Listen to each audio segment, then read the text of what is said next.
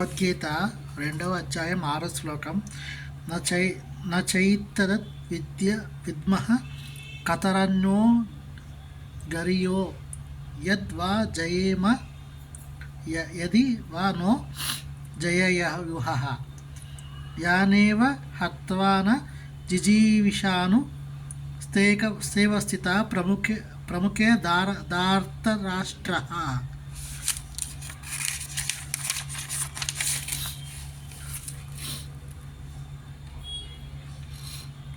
వారిని జయించడం లేదా వారిని జయింపబడము అనే వాటిలో ఏదో ఉత్తమమైన కూడా మాకు తెలియదు. ధృతరాష్ట్రుని పుత్రులు వధిస్తే మేముకు జీవించి ఉండము వ్యర్థము. అయినా వారిప్పుడు యుద్ధరంగంలో మా ఎదుట నిలిచి ఉన్నారు.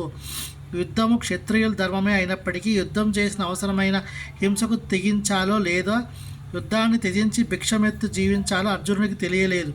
ఒకవేళ అతడు శత్రువును జయించకపోతే భిక్షాటమే అతనికి జీవక తప్పదు. ఇరుపక్షాలతో ఎవరైనా విజేతలుగా వావచ్చు కనుక విజయం సునిశ్చితము కూడా కాదు.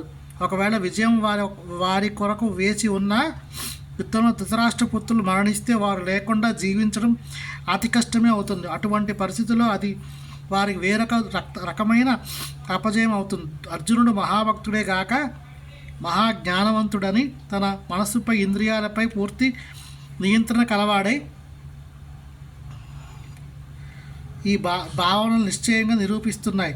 రాజవంశంలో జన్మించినప్పటికీ భిక్షమెత్తి జీవించాలని అతని కోరిక వైరాగ్యాన్ని మరొక చిహ్నం. ఈ గుణాలు వాటితో పాటు తన గురువైన శ్రీకృష్ణుడు ఉపదేశవాక్కులపై ఉన్నట్టు విశ్వాసం సూచించినట్లుగా అతడు నిజంగా ధర్మాత్ముడు. అందుకే అర్జునుడు ముక్తికి పరమయోగ్యుడే నిర్ణయించబడింది. ఇంద్రియాలు నిగ్రహించబడమే ఈ జ్ఞానస్థాయికి ఎదిగే అవకాశం లేదు. ఇక జ్ఞానం లేనిదే భక్తి లేనిదే ముక్తి అవకాశం లేదు. లౌకిక సంబంధాలు తనకు గల అపరితమైన విశేషణాలతో పాటుగా ఈ గుణాలన్నిటిలోనూ అర్జునుడు యోగ్యుడయ్యాడు. హరే కృష్ణ.